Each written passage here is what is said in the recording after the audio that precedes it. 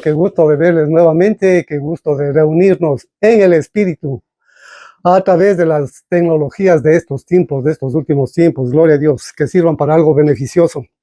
Bueno, la clase de este día está orientado directamente hacia la manera de pensar de cada uno de nosotros.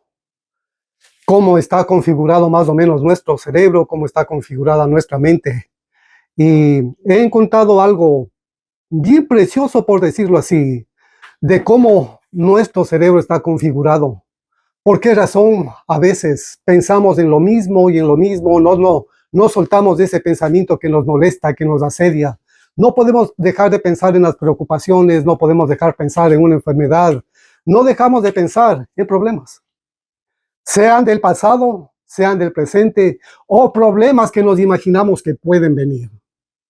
¿Y cuál es la solución que da Dios al pensamiento del hombre, a la manera de pensar de las personas, específicamente de los creyentes? Bueno, hemos venido analizando algunos beneficios del caminar en el espíritu y la desgracia, perdónenme la expresión, de caminar en la carne. Hemos venido analizando algunos versículos acerca de esto. Eso implica que estamos nosotros en condiciones de definir quién anda en el espíritu y quién camina en la carne. Ya estamos en condiciones de definir eso. El versículo 5 del capítulo 8 del libro de Romanos, miren, tiene el mejor concepto en cómo nosotros podemos definir a una persona si camina en el espíritu o si camina en la carne. Romanos capítulo 8 y versículo 5.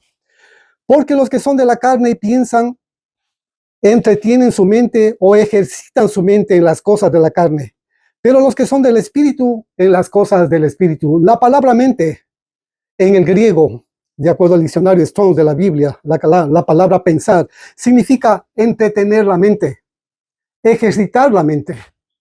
Entonces ahora ustedes tienen un espectro bastante amplio. Gente que se pasa solo en las redes sociales, solo viendo televisión, su mente está ejercitada para estar solo en aquello. Su mente están ejercitando para pasar tiempo solamente en aquellas cosas. Pero hay gente, como en el Salmo 1, es precioso el Salmo 1, cómo comienza el salmista a hablar de eso. Y sería bueno que vayamos a la Biblia para ver de una manera rápida, solamente nombrar los primeros versículos del Salmo 1. Bienaventurado el varón que no anduvo en consejo de malos, ni estuvo en camino de pecadores, ni en silla de escarnecedores se ha sentado, sino que en la ley de Jehová está su delicia, y en su ley medita de día y de noche. Será como árbol plantado junto a las corrientes de las aguas, que da su fruto a su tiempo, y su hoja no cae, y todo lo que hace prosperará.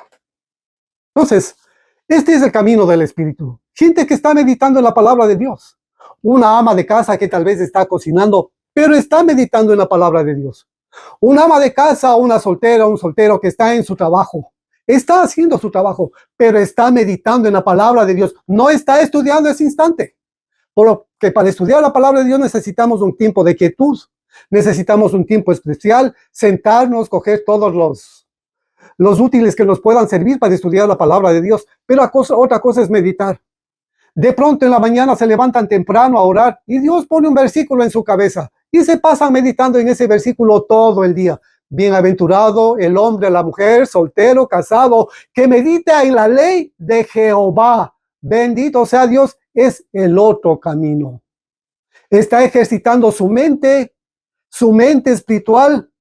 Está ejercitando su mente para que sea la mente de Cristo Jesús, que tiene solamente pensamientos de Dios por meditar en la palabra de Dios. Bendito sea el Señor.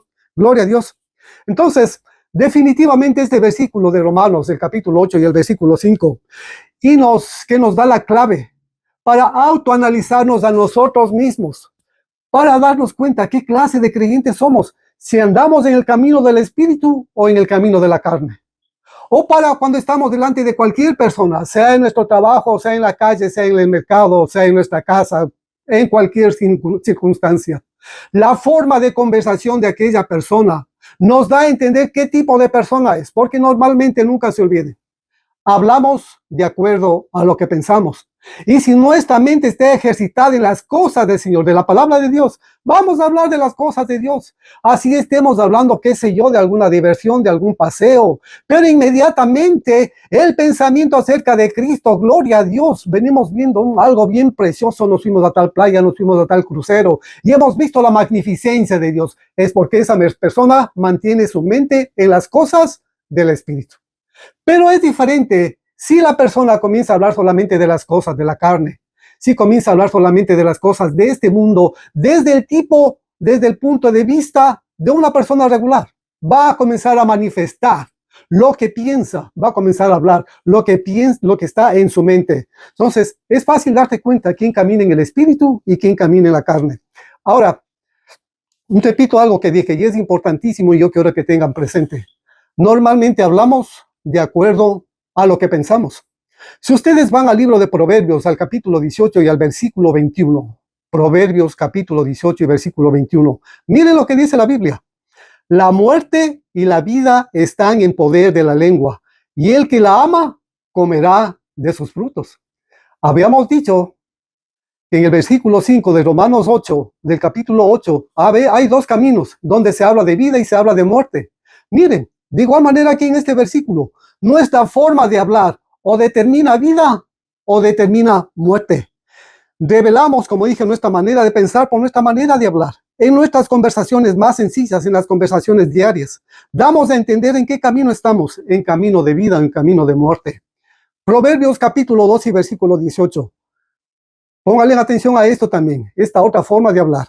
Hay hombres cuyas palabras son golpes de espada, mas la lengua de los sabios es medicina. Dos formas de expresión del lenguaje que pueden salir de nuestra boca, de nuestros labios.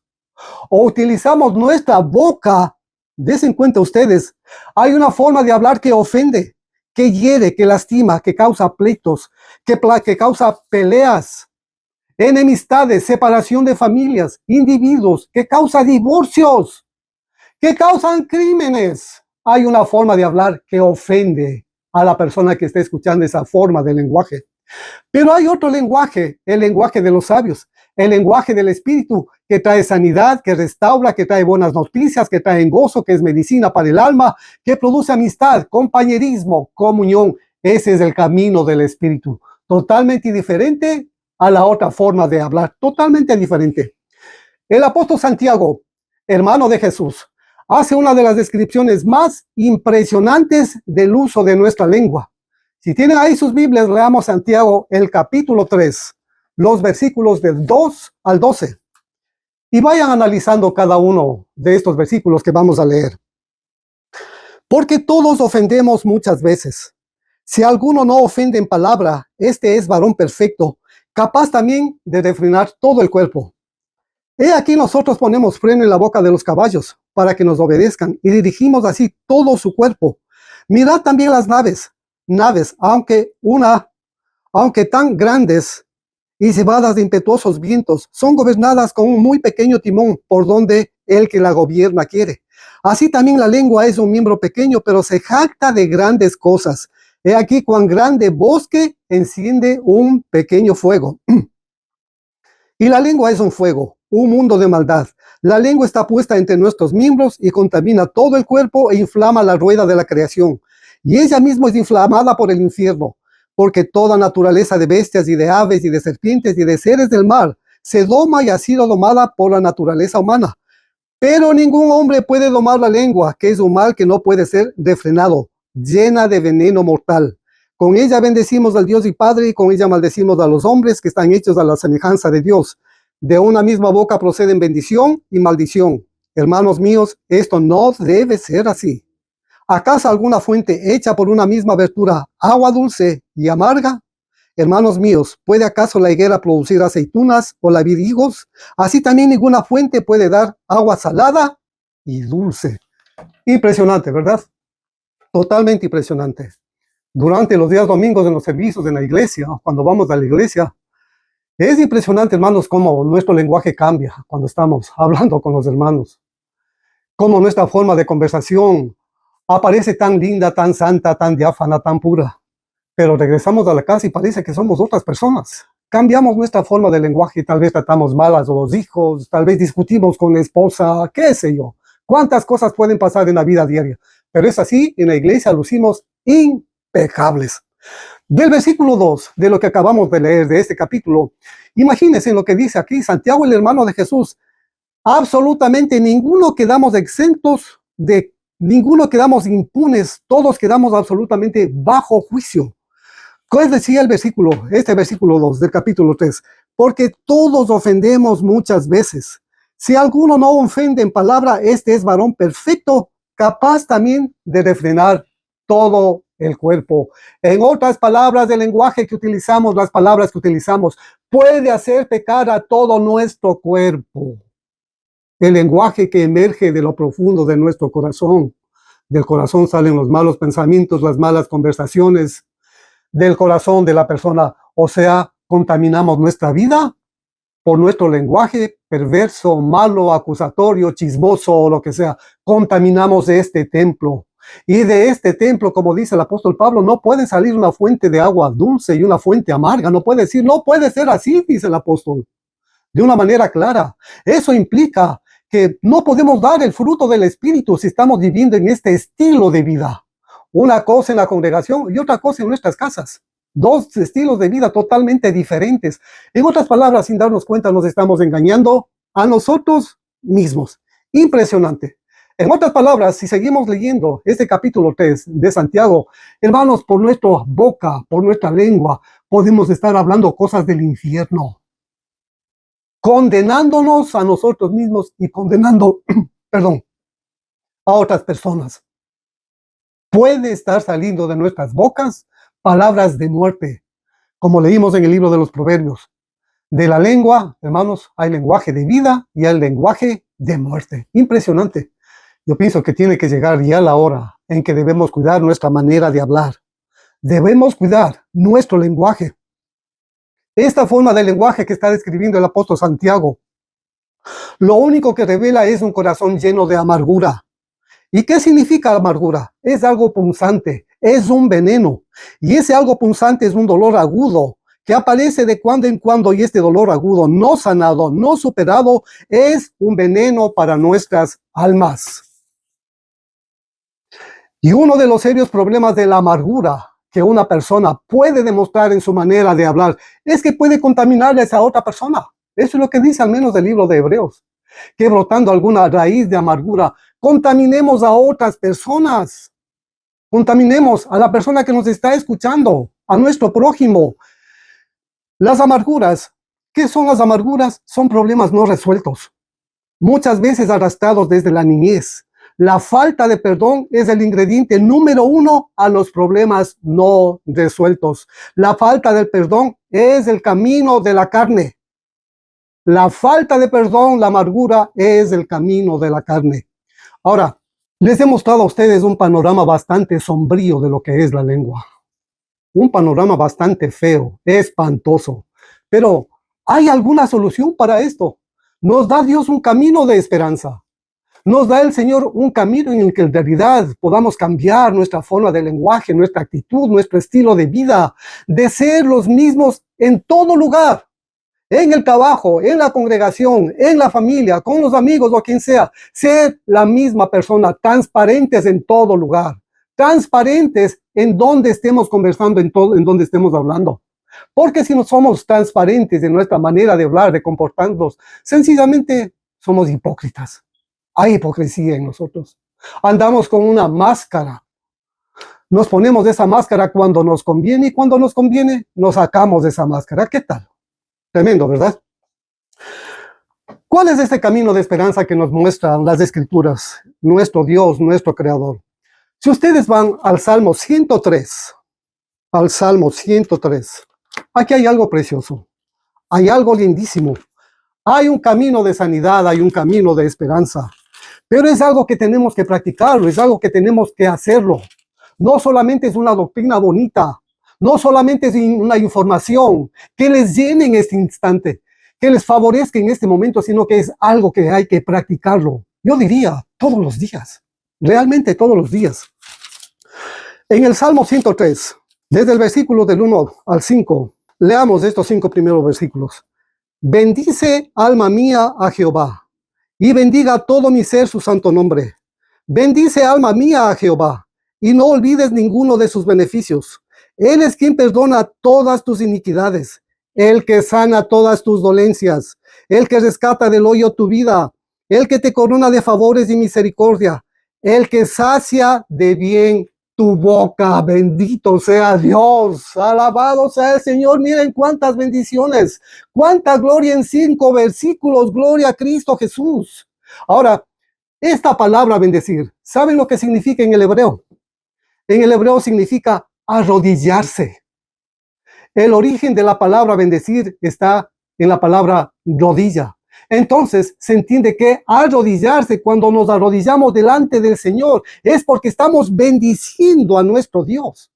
Y si cambiamos el significado de esta palabra bendecir por arrodillarnos, este versículo 1 del Salmo 103 quedaría así: alma mía, arrodíllate delante de Jehová, y arrodíllese todo mi ser ante su santo nombre. Que se arrodille mi espíritu, mi alma y mi cuerpo. Cuando estamos en esa forma de culto delante de nuestro Dios, estamos adorando a Dios. El salmista aquí, David, si ustedes se dan cuenta, le está obligando a su alma a adorarle a Dios, a bendecir a Dios. Bendito sea Cristo Jesús. El salmista David, eso es lo que hacía cada mañana. El salmista David es lo que practicaba todos los días. Bendito sea Dios. Se levantaba temprano en la mañana. Hay otros salmos que hablan de levantarse temprano en la mañana. Temprano en la mañana no es a las 6:30, a las 6. ¿Saben lo que significa esta palabra?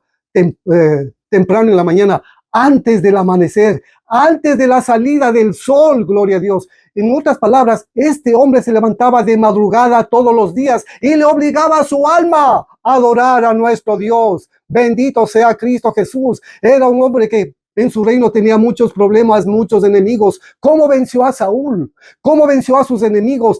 Practicando, haciendo exactamente esto. Bendice, alma mía, Jehová. Arrodíllate delante del Señor, bendito Dios, porque Él es el que perdona todas tus rebeliones, el que sana todas tus dolencias, el que colma de bien tu alma. Gloria a Cristo Jesús.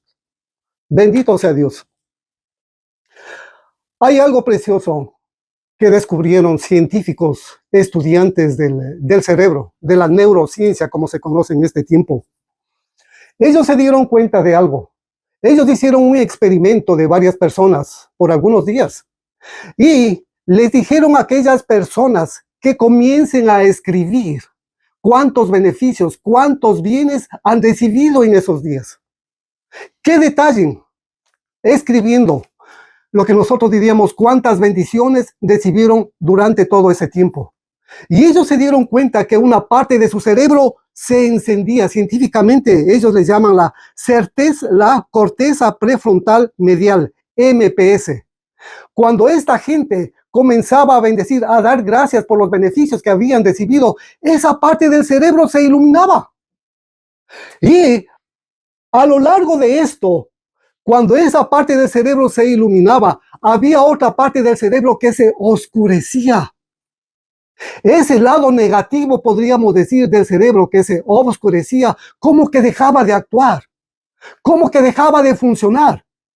Pero el problema de todo esto es que este secreto del Salmo que lo descubrió David hace cientos, miles de años atrás, él lo estaba poniendo por obra y no sabía que eso estaba pasando en su cerebro. Por eso este hombre se convirtió en un adorador, en un exaltador de Dios, en un hombre que era inspirado por el Espíritu Santo de Dios, porque ese lado, voy a llamarlo positivo, de su mente siempre estaba encendido. Gloria a Cristo Jesús. Pero de aquellas personas, de ese otro lado de la corteza cerebral, conocido como Default Network, DMN, es aquel lado. Esta red se activa cuando su cerebro no tiene una tarea específica y que te hace principalmente rumiar, repetir, volver a esa conversación incómoda, volver a esa preocupación de ayer, volver a la culpa, volver a esa acusación. Ese lado negativo del cerebro, cuando no es tratado, cuando no es comprendido, es cuando te tienes sentado en esa preocupación. Cuando te tienes sentado en esa amargura, te tienes sentado en los problemas, no permite que el otro lado de tu cerebro actúe, porque no sabe cómo. El cerebro no es que esté haciendo mal, sino que sencillamente no sabe cómo defenderse. Y la única manera de defenderse del cerebro, tu cerebro está actuando, pero no sabe cómo defenderse de eso. Y eso es lo que descubrió y lo que estoy hablando en esta tarde, en este día. Bendito Dios, cómo apagar ese lado de negativo de nuestro razonamiento, de nuestro cerebro, bendiciendo a Jehová todas las mañanas, exaltándole, obligándole a tu alma a que adore a tu Dios, a que exalte a tu Dios, a que reconozca todos los beneficios recibidos delante de Él. Bendito Dios. Qué emocionante, hermanos. Si seguimos leyendo el versículo 2 de este Salmo 103, arrodíllate, alma mía, delante de Jehová y no olvides ninguno de sus beneficios.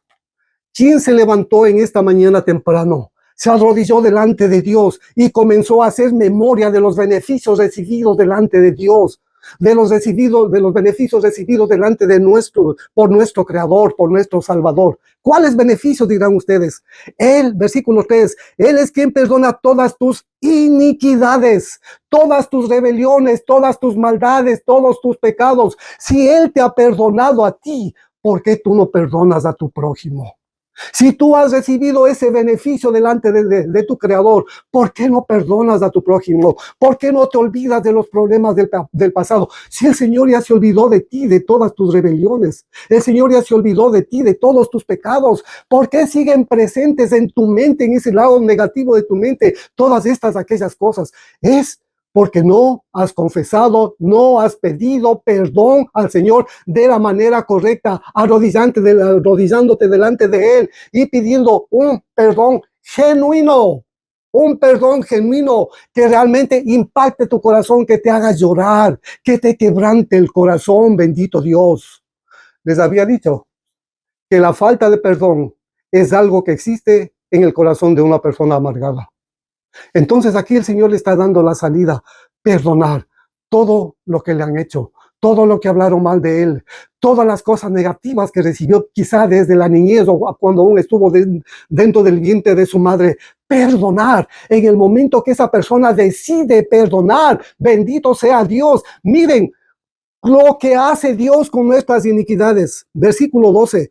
Cuánto está lejos del oriente y del occidente, hizo alejar de nosotros nuestras rebeliones. Están tan distantes que ni siquiera las podemos ver, no podemos medir la distancia entre el oriente y el occidente. Si nos comenzamos a caminar hacia el occidente, vamos alejándonos del este, cosa que nunca vamos a poder unir el oriente y el occidente. En otras palabras, Dios se olvidó y nunca más van a ser halladas nuestras rebeliones, nuestras faltas, nuestras culpas. Nunca más, gloria a Dios. Y si nos levantamos temprano en la mañana y arrodillamos nuestra alma, le obligamos a arrodillarse delante de nuestro Creador.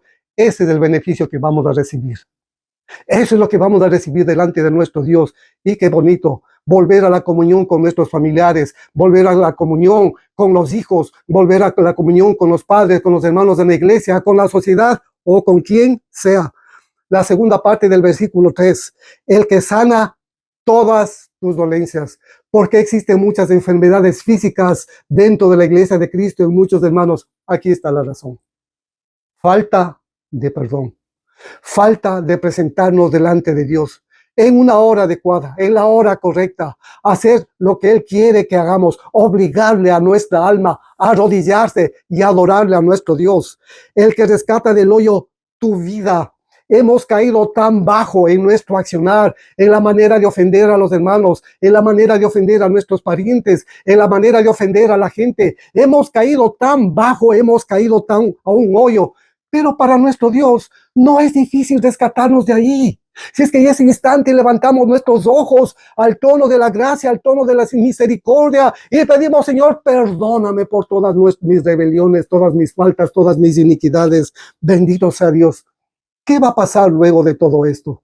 Segunda parte del versículo 4. El que te corona de favores y misericordias. Miren cómo cambia totalmente toda esta actitud de falta de perdón, de falta de esa actitud de humillarnos delante del Señor. Inmediatamente cambian todas las cosas. El que te corona de favores y misericordias. El Señor comienza a bendecir tu vida de una manera que jamás te imaginaste, de una manera que jamás pensaste. Los beneficios y las misericordias de Dios comienzan a llevar a tu vida. ¿Cuándo hay un cambio de actitud en nuestro corazón, en lo más profundo de nuestro ser? El que sacia de bien tu boca. En el momento que comenzamos a hablar solamente de bendición, comenzamos a hablar solamente de bien, como dice el apóstol Pablo, la palabra de Cristo abunde en vosotros. Miren, segunda parte del versículo 5, de modo que te rejuvenezcas como el águila. Yo quiero lucir joven toda la vida, aun cuando llegue a los 80, a los 90 años, quiero lucir joven. ¿Cómo puedo lucir joven? ¿Cómo puedo rejuvenecer? Hablando solamente el bien, el camino del Espíritu, el lenguaje del Espíritu de Dios, que es lenguaje de vida. Bendito sea el Señor Jesucristo. Hermanos, qué camino tan precioso me ha permitido el Señor compartirles con ustedes en esta tarde. El Salmo 103, versículos del 1 al 5. Alaba, alma mía, Jehová, y no te olvides de sus beneficios. Él es el que sacia de bien tu boca, de modo que te rejuvenezcas como el águila. Bendito sea el Señor, y que Dios les bendiga grandemente. Amén.